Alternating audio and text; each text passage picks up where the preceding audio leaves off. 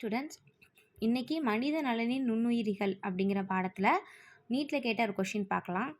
பின் வருவனவற்றில் எது இரத்த உறைவு நீக்கியாக பயன்படுத்தப்படுகிறது? ஃபஸ்ட்டு ஆப்ஷனுக்கான அர்த்தங்களை பார்த்துட்டு அதுக்கப்புறம் எது கரெக்டான ஆன்சருங்கிறத மார்க் பண்ணலாம். ஃபஸ்ட்டு ஸ்டேட்டின். ஸ்டேட்டின் அப்படிங்கிற இந்த பொருள் வந்து ஒரு ஈஸ்ட்லேருந்து எடுக்கிறாங்க.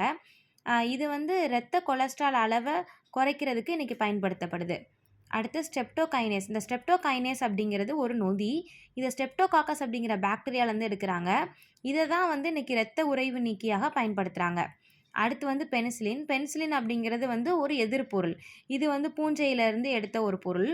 இது வந்து பாக்டீரியா கொல்லியாக இன்றைக்கி என்ன பண்ணுறாங்கன்னா மருத்துவத்தில் பயன்படுத்துகிறாங்க.